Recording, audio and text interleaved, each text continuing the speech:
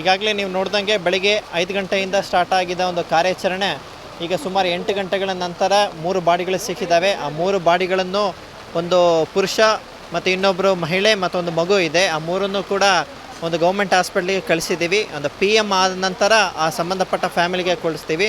ಅದಾದ ನಂತರ ಈಗ ವಿಪತ್ತು ಇಂದ ಆಗಿರೋಂತಹ ಈ ಘಟನೆ ಆಗಿರೋದ್ರಿಂದ NDRF SDRF ಗೈಡ್ಲೈನ್ಸ್ ಪ್ರಕಾರ ಜಿಲ್ಲಾಡಳಿತ ಅವರ ಡೈರೆಕ್ಷನ್ ಅಂತೆ ಅವರಿಗೆ ಒಂದು ಪರಿಹಾರ ಕೊಡುವಂಥ ಕಾರ್ಯಗಳನ್ನು ಕೂಡ ನಾವು ಆದಷ್ಟು ಬೇಗ ನಾವು ಮಾಡ್ತೇವೆ.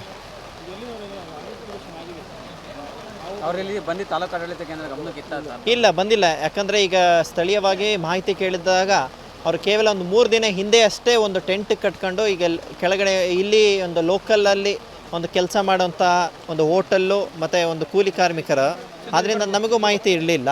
ಬಟ್ ತಾಲೂಕು ಆಡಳಿತ ವತಿಯಿಂದ ಹೆಚ್ಚಾಗಿ ಮಳೆ ಬೀಳ್ತಿರೋದು ಮತ್ತು ನದಿಯ ಒಂದು ಮಟ್ಟ ಏರಿಕೆ ಇರೋದ್ರಿಂದ ಈಗಾಗಲೇ ಎಲ್ಲರಿಗೂ ಕೂಡ ಸೂಚನೆ ನೀಡಿರ್ತೀವಿ ಸುರಕ್ಷಿತವಾಗಿ ಇರಲಿಕ್ಕೆ. ಕಾರ್ಮಿಕರು ಕರೆಸಿರೋ ಮಾಲೀಕರ ಮೇಲೆ ಏನಾದರೂ ಕ್ರಮಗಳೇನಾದ್ರು ತಗೊಳ್ಳೋದು ಆ ಥರ ಅವ್ರು ಯಾರು ಇಲ್ಲಿ ಕರೆಸಿದ್ರು ಆ ಥರ ಏನಾದ್ರು ಮಾಡಿದ್ರು?